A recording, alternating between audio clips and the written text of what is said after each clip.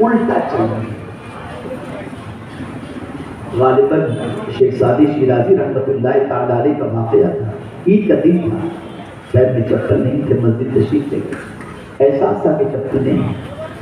نماز پڑھ کر کے مسجد سے نکلے تو دیکھا ایک دو پیر کٹا ہوا شخص موجود ہے. فوراً مسجد میں گئے, جا کر کے سجدہ شکر ادا کیا, مولا تم نے چپل نہیں دی, ٹانگیں تو عطا فرمائی. اگر آج تمہارے پاس بنگلہ نہیں ہے, سر چھپانے کے لیے چھوٹا سا جھوپڑا تو ہے, اللہ کا شکر ہے. دنیا کے معاملے میں اپنے سے کم کر کو دیکھو, اور جب دین کی بات آئے تو یہ مت دیکھو میں تو 5 وقت کی پڑھتا ہوں, یہ دیکھو کہ غوث پاک 100,000 رکعت پوری رات پڑھا کرتے تھے. دین کے معاملے میں اونچے کو دیکھو, دین کے معاملے میں اپنے سے بہتر کو دیکھو. جب دین کے معاملے میں اپنے سے بہتر کو دیکھو گے تو نیکیاں کرنے کا جذبہ پیدا ہوگا, گناہوں سے نفرت پیدا ہوگی. اے رسول اعظم صلی اللہ تعالی علیہ وسلم کے دیوانوں, یاد رکھو اور اچھی طریقے سے یاد رکھو, انفینٹیو کمپلیکس سے باہر نکلو, احساس کمتری کا کبھی شکار نہ ہو. اللہ پر بھروسہ رکھو, اللہ پر یقین رکھو, اللہ قادر مطلق ہے. اس نے اپنے محبوب سے فرمایا قل اللہم مالک الملک تؤتی الملک من تشاء وتنزع الملک ممن تشاء وتعز من تشاء وتذل من تشاء بیدک الخیر انک علی کل شیء قدیر. اسی کے دست قدرت میں عزت ہے, اسی کے دست قدرت میں ملک ہے, اسی کے دست قدرت میں ذلت ہے.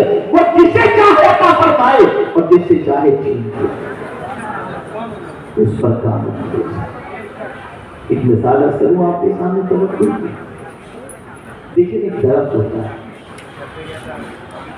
اس درخت پر ایک پتلی سی ٹہنی ہوتی ہے, پتلی سی ڈال,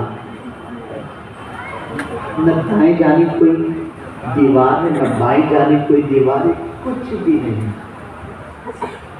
اگر ہم سے کوئی کہے کہ اس ٹہنی پر سو جاؤ, سوئیں؟ کوئی جواب دیجیے. نہیں, آپ کا جواب ایسا ہے کہ میں سمجھتا ہوں شاید میری بات سوئیں گے آپ نہیں سوئیں. لیکن آپ دیکھیں نا چڑیا کتنی اطمینان سے سوتی ہے,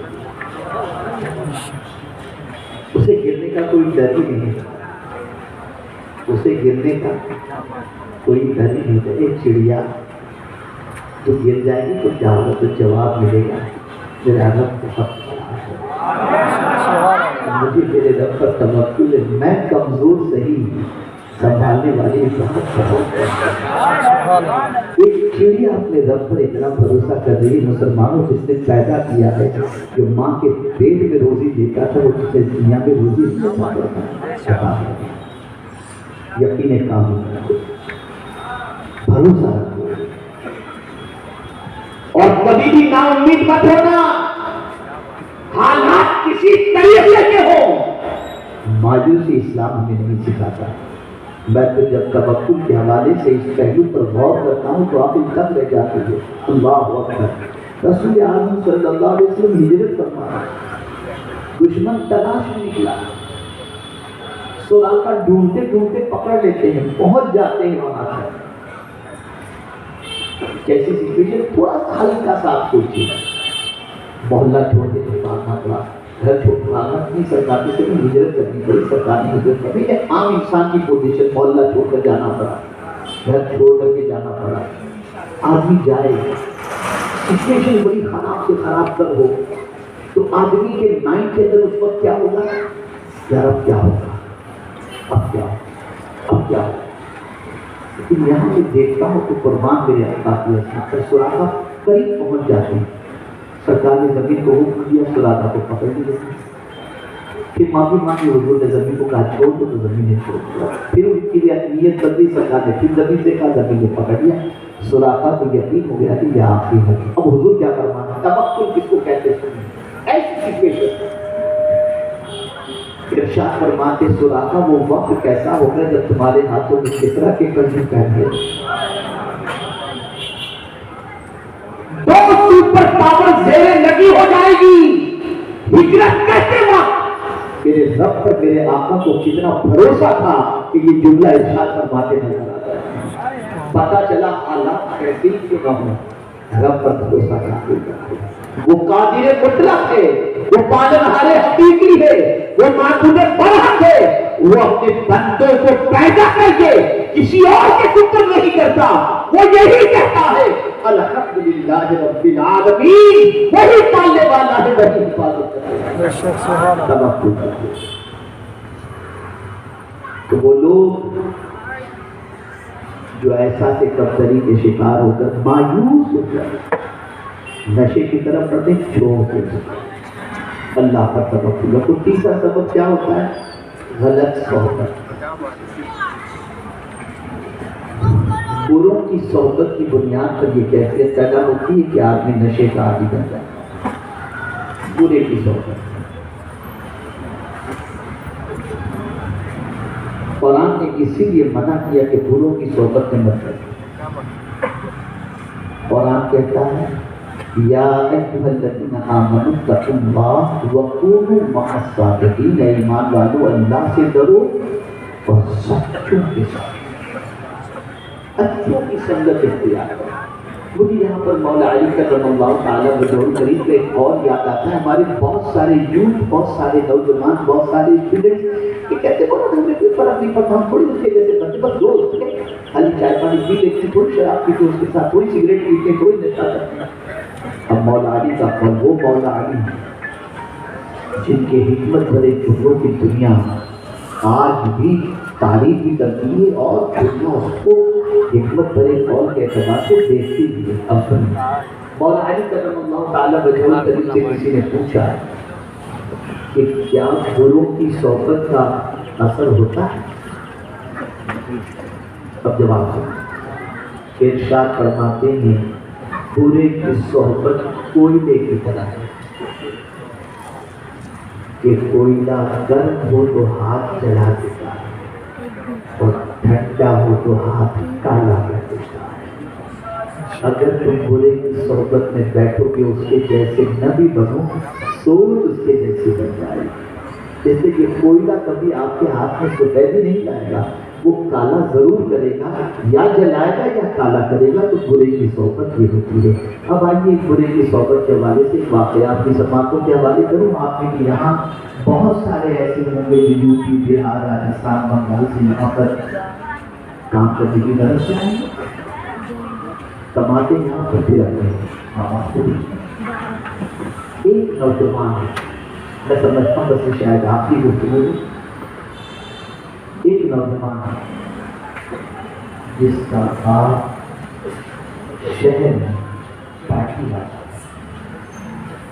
روزانہ وہ دیکھتا ہے کہ اس کا باپ لوگوں کا سامان اٹھاتا ہے، ایک جگہ سے دوسری جگہ، دوسری جگہ سے تیسری جگہ پہنچاتا ہے، ان لوگ اسے مزدوری دیتے ہیں۔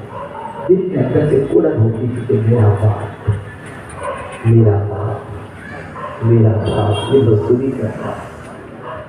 اس نے آج کیا تھا میں کچھ بننا کچھ بننا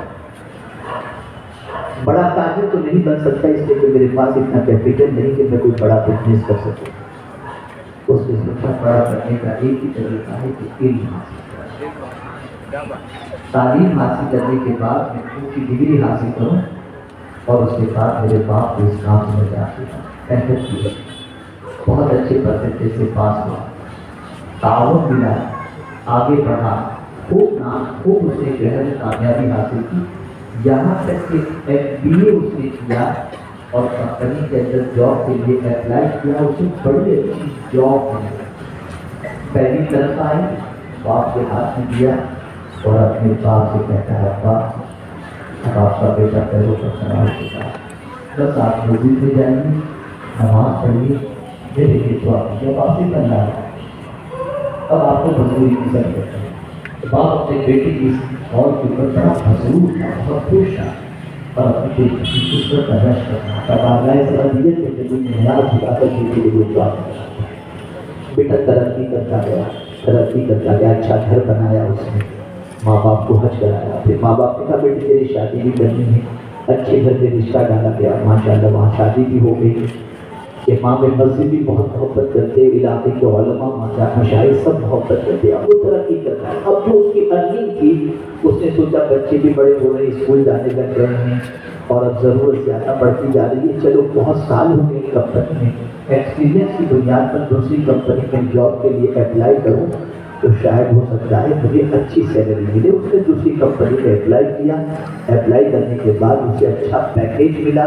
اچھے پیکیج پر پہلی کمپنی سے ریزائن کر کے دوسری کمپنی اس نے جوائن کیا. غلط سنگت, غلط دوست. دوسری کمپنی کے اندر جاب جوائن کرتی ہے.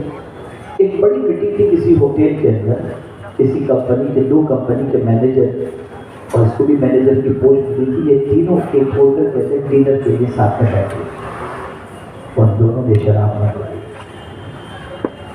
اس کے سامنے پیش کی, اس کے کہا میں نہیں پیتا, آرام ہوئی, میں ہاتھ کے لگا سکتا. ان دونوں نے اس کو برگلایا. لیکن یہ مرد ہی نہیں ہے, کہاں سے شراب. دوسرے نے کچھ اور جملہ استعمال کیا. بحث ہوتے ہوتے ہوتے یہاں تک بات پہنچی کہ ایک نے کہا تعجب کی بات اتنا تو کماتا ہے, ماں باپ اور اپنے بچوں کے پیچھے خرچ کرتا ہے, دوسری عیاشیوں کی بھی زندگی ہوتی ہے, پھر بار بار جوانی تھوڑی ملے, خرچ کر ادھر. وہ نہیں, لیکن جب اسے بہت برگلایا گیا تو شیطان حاوی ہو گیا. شراب کی بوتل دیا, ایک ہم کے اندر پوری شراب کی. یہ اس کی شراب کی زندگی کا آغاز تھا. اب کی سچویشن اس کی یہ ہوئی کہ کوئی رات بغیر شراب کے نہیں گزرتی, وہ روزانہ شراب پیتا. یہاں تک کہ شراب اس کی زندگی کو اتنی شامل ہو گئی کہ کمپنی کے باس کو جب پتا چلا کہ یہ تو بالکل شرابی ہو چکا ہے, ڈیوٹی برابر نہیں کرتا, اس کو فائر کر دیا. اب فائر کرنے کے بعد وہ دوسری کمپنی میں اپلائی کرنے کے لیے جائے تو ایکسپیرینس سرٹیفکیٹ مانگتے تھے. ایکسپیرینس سرٹیفکیٹ کمپنی والے دینے کے لیے تیار نہیں, اور دیں تو اس میں اس کی ساری خرابیاں ایسے لکھیں کہ اس کو جاب نہیں مل سکتی. اب وہ شراب کا عادی کیا کرتا ہے, پہلے بیوی کے ذمہ بھیجتا ہے اور شراب پیتا ہے, ہو گیا پھر دوسرا. پھر ماں کے ذمہ. آہستہ آہستہ اس کے شرابی ہونے کی شہرت اتنی ہو گئی کہ باپ مسجد جانا چھوڑ دیا, ماں باہر نکلنا چھوڑ دی, بیوی میکے جانا چھوڑ دی, بچے کسی طرح سے اسکول تو جاتے لیکن تانے سن کر کے آتے. باپ سجدے میں جا کر کے اللہ کی بارگاہ میں کہتا ہے اللہ وہ غریبی بہتر تھی, میرا بچہ تو راستے پر تھا, اس دولت نے میرے بچے کو بگاڑ دیا. ایک رات شراب کے نشے میں ٹوٹ وہ آ رہا تھا, گھر کے پاس گٹر تھی, گٹر کے پاس وہ گرا, وہیں پڑا تھا. امام مسجد پر جو کہ نماز کے لیے جا رہے تھے اس بچے کو دیکھا ترس آیا. پھر ایک جملہ ایک مساجد سے حافظانہ گزارش, امام صاحب کے دل میں ترس آیا کہ اس بچے کو کیا ہو, کتنا نیک بچہ تھا. امام صاحب نے اسے سر کے ہاتھ پھیرا, پانی کا چھڑکاؤ کیا, اٹھایا, بیٹا کیا تم نے اپنی زندگی بنا دی, بیٹا تو چھوڑ دے. جواب میں کہتا ہے چھوٹتی نہیں یاد, آپ ہی کوئی نسخہ بتائیں. کا بس ایک ہی نسخہ ہے, ایک ہی نسخہ ہے, تیری عادت چھوٹ جائے گی. اس نے کہا فرمائیے کیا نسخہ ہے. دل مدینے کے تاجدار میں دے دے, دل میں حضور کی محبت کو صحیح معنوں میں بٹھا لے اور بس یہ تصور کر کے آقا سے زیادہ انسانوں میں تیرا کوئی مہربان ہے ہی نہیں, بس تو یہ دل محنت کر لے. اس نے دل محنت کر لیا اور یہ پوچھا کیا یہ محبت کی وجہ سے عادتیں چھوٹ جائیں گی.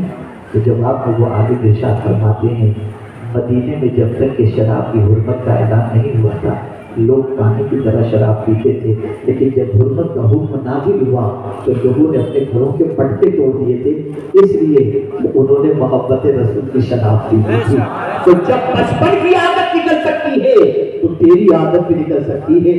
ایک امام کی محنت کی بنیاد پر وہ شرابی شراب کے نشے سے عادت چھوڑ سکتے ہیں. یہ بات سائیکولوجیکل